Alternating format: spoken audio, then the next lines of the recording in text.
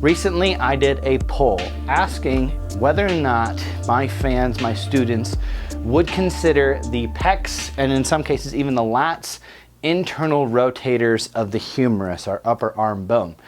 And if you look in a textbook, you are likely going to see that it is listed as an internal rotator. So if we just pull up a few popular sites or whatnot, we'll see that we have arm internal rotation in addition to all these things. And this is actually even a fairly advanced like anatomy function list. Like it's even got like the fact that like when the arm is fixed that the pecs can pull the rib cage, like if we were climbing or doing pull-ups, things like that. And then we'll have simpler ones that will just kind of say like yes, but they will list that it medially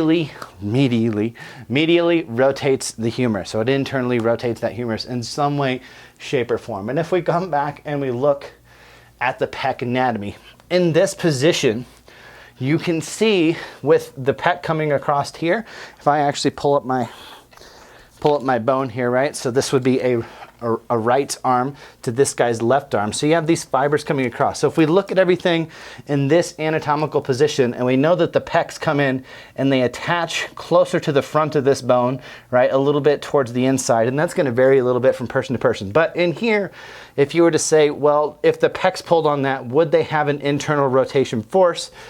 If that's the only context that you were using, you would say yes. But that is also the foundational reason that so many people make mistakes in terms of movement path, execution cues, is the list of functions that we have for muscles in a textbook only correlates to this position, and it's out of the context of the nervous system and the culmination of all the forces around this joint. So to illustrate that in more detail, I'm going to get rid of this pec and we're going to bring in a live human pec. If he is in this position, which in that place it is elbows pit forward. So this is the anatomical position that all of your books are based off. So when they tell you what a muscle's function is, they are only saying that in regards to this position, which means if Cody's arm is back here, if it's out here, if it's up here, none of that applies. If it's out here, none of that applies, right? And it doesn't mean that all of those things instantly become true. It just means that the list of functions that you have likely is only limited to this position. The other thing is that we have to consider, in terms of function, I say a muscle has a function if that is its primary like mode of action and it takes it to a relative end range of motion. So if we were to take Cody and we were to internally rotate his humerus all the way, his pec now would actually externally rotate his arm. Would we call a pec an external rotator of the humerus? It is. Right now, it is an external rotator of the humerus. It is even more back here, okay? Another position it's going to be is if Cody were to come across here and then start to lift his arm up, these clavicular fibers as he starts to go up are actually going to affect that, right? So if he's internally rotated like this, those clavicular fibers are actually going to pull that way. So is the pec an internal rotator? Well, it doesn't take the humerus to full internal rotation, and there are conditions where it's actually an external rotator. So what actually is the function of the pec? Now, when we look at the pec, we have three divisions, if you will. We have the clavicular head, the sternal head, and then the costal head, these lower fibers here. So when we look at the function of the pec, really the best way to describe all muscle function is within their motion. It's like, well, pec motion is pec motion, rather than trying to list a whole bunch of semantic terms to describe this, because in reality, the costal pec fibers here, their motion, like what is their function? Their function is to bring this down to here. Does internal rotation occur? Well, it depends, right? So if Cody were to come out here and he's externally rotated, yes, some internal rotation would occur. But is the pec really focusing on internal rotation, or is the internal rotation just kind of a side effect of the pec going through that motion, right? Let's look at the cross fibers, the sternal fibers, which are going to be responsible for this motion where we're essentially the most abducted, right? Stretched out this way if we want to use terms, okay? And we're pulling across to this point, right? Well, in this plane, there's actually not a lot of internal rotation. Cody would have to go like this and then come like that for internal rotation to occur. So if we were to take the traditional bench press, it's like, well, does the pec do internal rotation during that? How about during a decline press? Not really, right? How about during a clavicular press?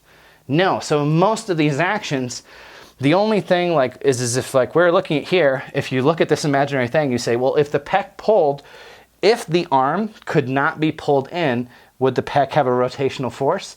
Yes, but that would only be as if I hold Cody's arm here and he tries to contract his pec, right? Yeah, you're gonna see maybe there's a little bit of internal rotation force, but only because I am eliminating the main force of the pec, which is actually bringing the arm here. So the function of the pec is always essentially bringing the arm towards that insertion point, right?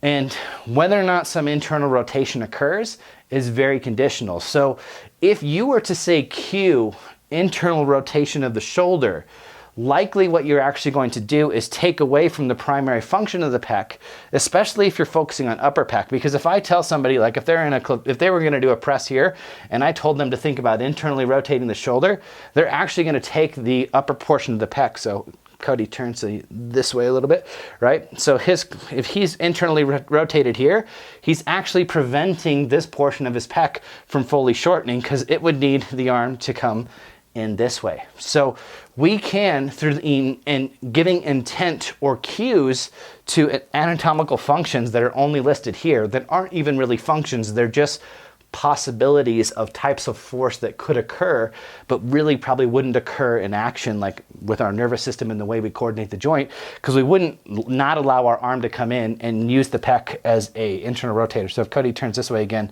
a function that the pec does not have is this, right? There's no way that the pec can internally rotate without also pulling the arm here. So no matter where the pec is, its rotation or external rotation forces are just going to be side effects of the pec pulling the humerus and that insertion point across. Could be internal rotation, could be external rotation. Its function is always going to be dependent on that. So the only cues that you should be giving people are actually directing that insertion towards that origin and teaching that and teaching the glenohumeral movement or the scapulohumeral movement that needs to accompany that if it matches your resistance profile, et cetera, for you to be able to work in that range.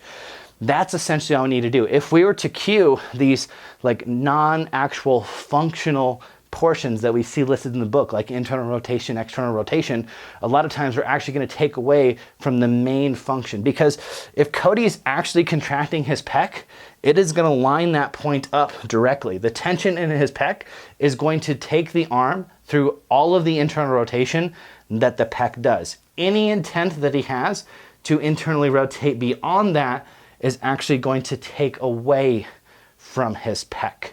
So when we look at a lot of people out there that are designing exercises or creating lists of cues and they're doing it off of textbook anatomy rather than functional anatomy, because that's what this is. The difference of between anatomy and functional anatomy is understanding how all of this stuff functions in infinite possibilities and range of motion with the nervous system, and we're not even going to talk about it in this video, but all of the other muscles that are interacting as antagonists and synergistic with this that are helping control the joint in that humeral position as the pec is acting and creating force on there. So as there's this synergy of all of these things around the joint and all these tissues moving that actually allows us to bring out the true function of our tissues, which is really what gives our joints optimal mechanics and allows us to do the amazing movements that we can do with the tremendous amount of speed and force that we can. But if we start creating a bunch of cues off of like coloring book level anatomy, you're going to actually make a lot of exercises worse, and you're actually going to teach people to do a lot of movements improperly. And if they do those enough, long enough, hard enough, you can actually create a lot of dysfunction in their body, in their nervous system, and in their joints.